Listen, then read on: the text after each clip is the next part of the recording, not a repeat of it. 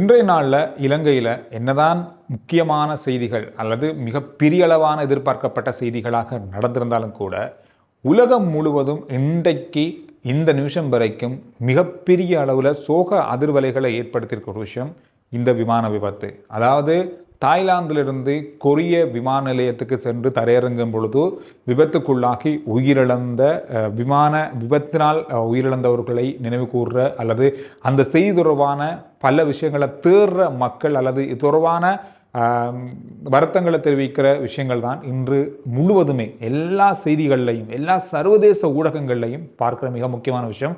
அதனால் இந்த செய்தியை நமக்கு கடந்துட்டு போக இயலாது. இதில் என்ன நடந்திருக்கு, இதில் என்ன விஷயம் அப்படின்றது சுருக்கமாக உங்களுக்கு தெரிஞ்ச விஷயமா இருந்தாலும் சுருக்கமாக ஞாபகப்படுத்திட்டு போகிறேன்.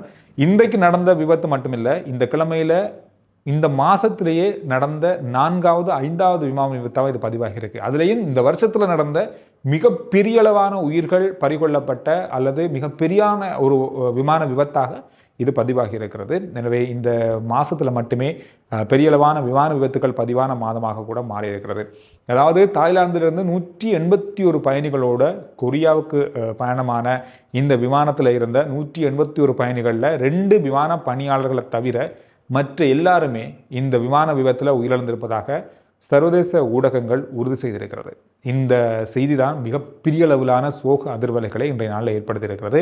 விமானம் தரையிறங்கும் போதே அது கட்டுப்பாட்டை மீறி அங்கே இருக்கிற கட்டிடம், அதாவது ஒரு விமான நிலையத்தினுடைய அந்த ஓடு பாதையில் இருக்கின்ற ஒரு கட்டில மோதி வெடித்து சிதறுகின்ற காட்சிகள், பதற வைக்கின்ற காட்சிகளை பார்க்கக்கூடியதாக இருந்தது. எனவே அதோட 25ஆம் தேதி அசர்பைஜானிலிருந்து ரஷ்யா நோக்கி பயணம் செய்திருந்த ஒரு பயணிகள் விமானமும் கூட விபத்துக்குள்ளாக இருந்தது. அதிலேயும் உயிரிழப்புகள் ஏற்பட்டிருந்தது.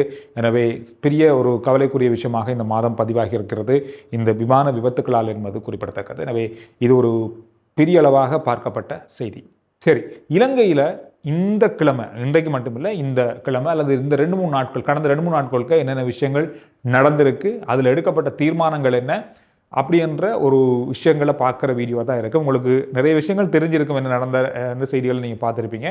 அப்படி பார்க்காதவங்க இந்த வீடியோ பாருங்கள். சுருக்கமாக அந்த விஷயங்களை உங்களுக்கு ஞாபகப்படுத்துக்காக தான் இந்த வீடியோ.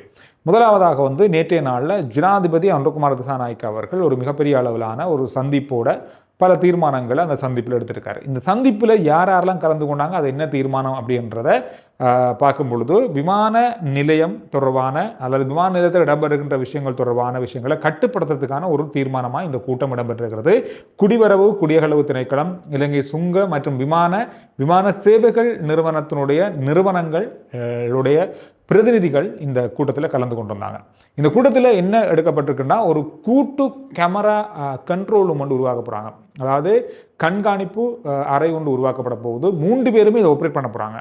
அதாவது சுங்க திணைக்களம், விமான சேவைகள் திணைக்களம், அதோட இமிக்ரேஷன், இந்த மாதிரி பாதுகாப்பு எல்லாமே சேர்ந்து இந்த கூட்டு கண்ட்ரோல் மூலமாக அங்கே நடக்கிற விஷயங்களை அவதானித்து சட்டவிரோதமான செயல்களை தடுக்கிறதுக்கான ஒரு விஷயத்தை ஆரம்பிக்க போகிறாங்க. இதில் நடக்க போகிற விஷயம் என்னன்னு சொன்னால், சட்டவிரோதமான போதைப் பொருட்கள் கடத்தல், போதைப் பொருட்கள் நாட்டுக்குள்ளே வார தடுக்கிறது, சட்டவிரோதமான செயல்களை செய்து நாட்டில் தப்பி ஓடுறதுக்கு முயற்சி செய்தவங்களை தடுக்கிறது. அதோடு மட்டும் இல்லாமல் ஊழல் அங்கே ஏதாவது நடக்கிறதா, சட்டவிரோதமான செயல்கள், சுங்க திணைக்களத்தின் மீது மக்கள் வைத்திருக்கிற நம்பிக்கை இல்லாத விஷயங்களை நீக்கிறது, இந்த மாதிரியான பல விஷயங்கள், இமிக்ரேஷனாக இருக்கட்டும், சுங்க திணைக்களமாக இருக்கட்டும், எல்லாரும் மேலேயும் மக்கள் மத்தியில் பெரிய விமர்சனங்கள் இருக்குது. கடந்த நாட்களில் நாங்கள் பார்த்தோம், வீடியோக்கள் பார்த்தோம், பலர் சோஷியல் மீடியாவில் பதிவுற விஷயங்களை பார்த்தோம், எல்லாமே பார்த்தோம். இந்த விஷயங்கள் எல்லாமே கட்டுப்படுத்தப்பட வேண்டும். மக்களுக்கு இந்த அதிகாரிகள் மீது நம்பிக்கை வரணும், இவங்க சரியாக தான் நடந்து கொள்கிறாங்க என்ற ஒரு மிக முக்கியமான நம்பிக்கையை உருவாக்கணும் அப்படின்ற பல நோக்கத்தோட இந்த கூட்டம் இடம்பெற்றிருந்தது. ஜனவரியிலிருந்து இந்த விஷயம் அமுல்படுத்தப்படணும் அப்படின்ற ஒரு ஆலோசனையும் வழங்கப்பட்டிருக்கிறது. எனவே அதோட அங்கு இருக்கின்ற ஸ்கேன் மெஷின்கள் இருக்குது. உங்களுக்கு தெரியும், நாம் பொருட்களை கொண்டு போகும்போது சில மெஷின் அப்படியே விட்டுரும், ஆனால் அடுத்த மிஷினில் அதை எடுத்து பார்க்க சொல்லுவாங்க, ஆனால் அதுக்குள்ளே எதுவுமே இருக்காது. இந்த மாதிரி எதுவுமே இல்லாததை கண்டுபிடிக்கிறதும் இருக்கிற விஷயத்தை அப்படியே விட்டு விடுறதுமாக சில மெஷின்கள், பழைய மெஷின்களுடைய அப்படி இருக்குது. புதிய தொழில்நுட்பங்கள், அதிநவீன தொழில்நுட்ப ஸ்கேன் மெஷின்களை பொறுத்துறதுக்கான அனுமதியும் வழங்கப்பட்டிருக்கு. எனவே வருகின்ற நாட்களில் இந்த விமான நிலையத்தில் இடம்பெறுகின்ற சட்டவிரோதமான செயல்களை தடுக்கிறதுக்கான ஒரு தீர்மானமாக இந்த கூட்டம் இடம்பெற்றதை பார்க்கக்கூடியதாக இருந்தது. எனவே இது இந்த கிழமையில், அதாவது இந்த 2-3 நாட்கள் எடுக்கப்பட்ட மிக முக்கியமான தீர்மானம். அடுத்த ஒரு முக்கியமான தீர்மானம் அல்லது நடவடிக்கை, இந்த புது வருஷம் அல்லது கிறிஸ்மஸ் பண்டிகையை முன்னிட்டு போக்குவரத்து விதிகளை கட்டுப்படுத்துறது, போக்குவரத்து விதிகளை மீறி செயற்படுறவங்களுக்கு தண்டனை அல்லது கைது செய்கிற நடவடிக்கையோட போக்குவரத்து திணைக்களம் போலீஸார் மேற்கொண்டிருந்தாங்க. இதில் மிகப்பெரிய அளவிலான சாரதிகள் 10,000 கிட்டத்தட்ட சாரதிகள் கைது செய்யப்பட்டிருக்காங்க. உங்களுக்கு தெரியும், நாம் ஒரு 2 கிழமைக்கு முதல்ல ஒரு வீடியோவில் சொல்லியிருந்தோம், ஒரே நாளில் வீதி விபத்துக்களால் மட்டும் 13 பேர் உயிரிழந்திருந்தாங்க. இந்த 13 பேர் உயிரிழந்ததை தொடர்ந்து இந்த நடவடிக்கை எடுக்கப்பட்டிருந்தது. அதுக்கு பிறகு எடுக்கப்பட்ட 24 மணி நேரத்தில் எந்த விதமான வீதி விபத்தும் இடம்பெறலை. ஆனால் கிளிநொச்சியில் அன்றைய நாளில் ஒரு சின்ன குழந்தை உயிரிழந்திருந்தாங்க. மது போதையில் ட்ரக் வண்டி ஒன்றை வாகனமாக செலுத்தி, அதாவது ட்ரக் வண்டி ஒன்றை செலுத்தியவர் மது போதையில் மோதி அந்த குழந்தை உயிரிழந்திருந்தது. அதுக்கு பிறகு நம்ம பார்க்கும் பொழுது அதிகளவான மது போதையில் வாகனம் செலுத்துகிற சாரதிகள் கைது செய்யப்படுறாங்க. அதுக்கு முதலும் கைது செய்யப்பட்டிருந்தாங்க. இது கொஞ்சம் பரபரப்பாக அந்த நாளில் பேசப்பட்ட ஒரு விஷயமாக மாறியிருந்தது. இதுவரைக்கும் இந்த சோதனை நடவடிக்கைகளில் மது போதையில் வாகனம் செலுத்துகிறவங்களோட எண்ணிக்கையும் அதிகரித்திருக்கிறது. இதன் காரணமாக வீதி விபத்துகள் தொடர்ச்சியாக கடந்த நாட்கள் இடம்பெற்று கொண்டிருந்தது. இதனால் போக்குவரத்து போலீஸ் திணைக்களம் நீதிமன்றத்தில் ஒரு அனுமதி கோர போகிறாங்க. அதுக்கான தயார்படுத்தல்கள் ஏற்பாடு செய்யப்பட்டிருப்பதாக சொல்லப்படுது.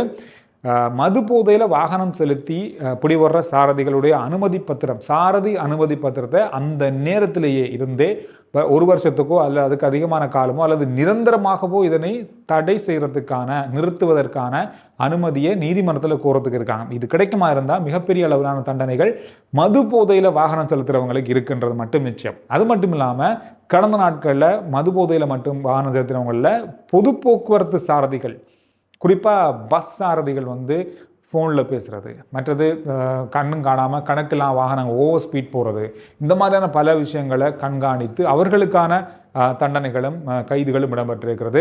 இப்போ போலீஸ் திணைக்களத்தால் பஸ்ஸில் சாரதிகளை கண்காணிக்கிறதுக்கு பயணிகள் போலவே சிவில் உடைகளில் பல போலீஸ் திணைக்கள அதிகாரிகள் பயணிக்கிறாங்க. அவங்க வீடியோ பண்ணி போலீஸ் திணைக்கள சோஷியல் மீடியாக்களே அப்லோட் பண்ணப்பட்டிருக்கிறது சில சாரதிகளுடைய நடவடிக்கைகள்.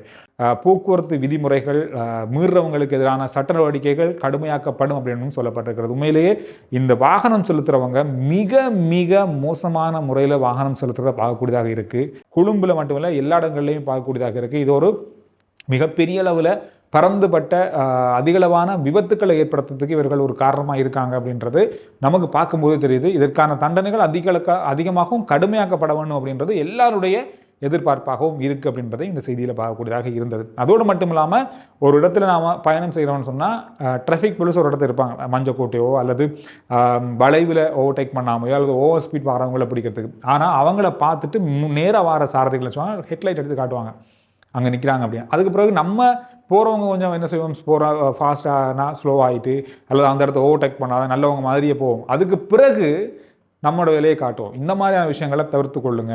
இதனால தான் அதிகளவான வாகன விபத்துக்கள் ஏற்படுது. போலீஸ் இருந்தால் நீங்கள் பார்த்துட்டு போயிடுங்க.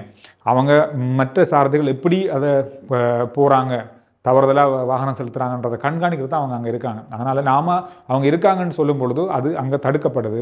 எனவே இந்த விஷயங்கள் எல்லாம் தவிர்த்து கொள்றதால வாகன விபத்துக்களையும் பல விஷயங்களையும் இதில் சரிப்படுத்தலாம் அப்படின்ற மாதிரியும் சொல்லப்படுது. எனவே கவனம் வாகனம் செலுத்தும் போது பாருங்கள். இன்னொரு விஷயத்தை அவதானிச்சேன் நான் இன்றைக்கி செய்தியில், இது நேற்று வந்த செய்தி தான். இது கொழும்பில் அதிகளவான குப்பைகள் சேர்ற தன்மை அதிகரிச்சிருக்குன்னு சொல்லப்படுது. உங்களுக்கு தெரியும், ஒவ்வொரு நாளும் இல்லை 2-3 நாளுக்கு ஒருக்கா அந்த லோரியில் குப்பை எடுப்பாங்க. இது வளமையாக நடக்கிற விஷயம். இந்த குப்பைகளுடைய எண்ணிக்கை எவ்வளோ அதிகரிச்சிருக்குன்னு சொன்னால் 450 தொன் வரைக்கும் அதிகரிச்சிருக்கான். 450 தொன். இந்த கிழமையில், அதாவது இந்த வார இறுதியினுடைய கிழமையில் மட்டும் 500 தொன்னாக இது அதிகரிக்கும்னு சொல்லப்படுது. குப்பைகள் அதிகரிக்கிறது அப்படின்றது சாதாரண விஷயம் தான், அதில் மாற்றம் இல்லை. காரணம்னு சொன்னால், இப்போ ஒரு நேரம் நமக்கு தெரியும், நாம் வெளி இடங்களுக்கு போவோம், லீவு நாளோ இல்லை புது வருஷம் வந்தால் வெளி இடங்களுக்கோ ஊர்களுக்கோ போவோம். ஆனால் இப்போ ஊரில் இருந்து கொழும்புக்கு நிறைய பேர் வராங்க. இதன் காரணமாக கூட இந்த அதிகரிப்பு ஏற்பட்டிருக்கலாம்னு சொல்லப்படுது. அதையும் தாண்டி இதில் இருக்கிற ஆச்சரியமான விஷயம் என்னன்னு சொன்னால், இந்த குப்பைகளில் அதிகரித்த தொன்கணக்கான குப்பைகள் உணவு கழிவுகள், உணவுகளை வீசுகிற கழிவுகள் தான் இந்த குப்பைகளாக தொன் கணக்கில் அதிகரிச்சுன்னு சொல்லப்படுது. இதுதான் பெரிய ஒரு ஆச்சரியமான சந்தேகமாக இருக்குது. காரணம், உணவு உழவு விலை இருக்குது, தட்டுப்பாடு நிறைய இருக்குது. இப்படி இருக்கும்போது இவ்வளவு தொன் கணக்கான உணவுகள் வீசப்படுறது அப்படின்றது ஒரு பெரிய ஒரு கேள்விக்குறியாக இருக்குது. எனவே இந்த விஷயத்தையும் செய்திகளில் பார்க்கக்கூடியதாக இருந்தது. அதோட அரிசி இறக்குமதி அப்படின்றது தொடர்ச்சியாக இருக்குது. எதிர்கட்சி அரசாங்கம் மீது குற்றம் சாட்டுறதும், அரசாங்கம் எதிர்கட்சி மீது குற்றம் சாட்டுறதும், இந்த மாதிரி பெரிய அக்கப்போர் அது பக்கம் போய் கொண்டிருக்கு. ஆனால் அரிசி இறக்குமதின்றது இன்னும் நிறுத்தப்படலை. அது ஜனவரியில் அது குறைக்கப்படும் சொல்லப்பட்டிருந்தாலும் இதுவரைக்கும் இந்த மாதம் மட்டுமே 75,000 மெட்ரிக் டன் அரிசி இறக்குமதி செய்யப்பட்டிருக்கு. இந்த அரிசி 72,000 மெட்ரிக் டன் தனியாரால் இறக்குமதி செஞ்சுருக்காங்க. இது கட்டுப்படுத்தப்படும்னு சொல்லப்படுது. எது எப்படி இருக்குமா தெரியாது. அதோட உப்பு தட்டுப்பாடு அப்படின்றது ஒரு பெரிய அளவாக இருக்கும் அப்படின்ற ஒரு எதிர்ப்பு குரலோட உப்பு இறக்குமதிக்கான அனுமதியும் வழங்க போகிறாங்க. 30,000 மெட்ரிக் டன் உப்பு இறக்குமதிக்கான அனுமதி வழங்கப்பட போகுதுன்னு சொல்லப்படுது. அதுக்கு காரணம்னு சொன்னால் உப்பு சந்தையில் இருந்தது தாராளமாக. இந்த உப்பு தட்டுப்பாடு வரப்போகுது, உப்பு இறக்குமதி ஆக போகுது அப்படின்ற விஷயத்தை கேட்டு மக்கள் பயந்து ஒரு பேக்கெட் வாங்குறவங்க 3 வாங்குறாங்க, 4 வாங்குறாங்க. வாங்கி வீடுகளில் சேமித்து வைக்கிறதால இந்த உப்பு தட்டுப்பாடு ஏற்பட வாய்ப்பு இருக்குன்றத ஒரே காரணத்துக்காக இந்த உப்பு இறக்குமதி ஆக போகுதுன்னு சொல்லப்படுது. நான் ஒரு 2-3 வீடியோக்கு முதல்ல இந்த உப்பு இறக்குமதி முதல் தடவையாக இந்த அரசாங்கம் செய்யுது அப்படின்னு சொல்லி ஒரு வீடியோவில் நான் சொல்லியிருந்தேன்.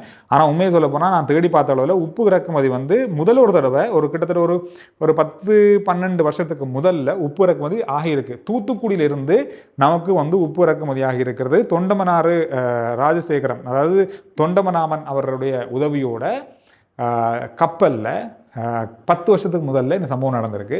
உப்பு இறக்குமதி செய்திருக்காங்க. கிட்டத்தட்ட ஒரு 100 முதல் 150 தொன் உப்பு இறக்குமதி ஆகிருக்கு. யுத்தம் நடந்து கொண்டிருந்த காலத்தில் இது நடந்துன்னு சொல்கிறாங்க. இது எந்த காலத்தில் எந்த வருஷத்தில் எடுத்து இல்லை. அந்த நேரத்தில் தூத்துக்குடியிலையும் உப்பு தட்டுப்பாடு இருந்திருக்கு. இந்த காலநிலை மாற்றத்தால் யுத்தம் நடந்ததால் நம்மட உப்பு உற்பத்தி ஆகிற இடங்கள்லேருந்து வெளியிடங்களுக்கு உப்பு வர்றது குறைஞ்சிருந்ததால் இந்த உப்பு இறக்குமதி அந்த நேரம் தேவைப்பட்டிருக்கு.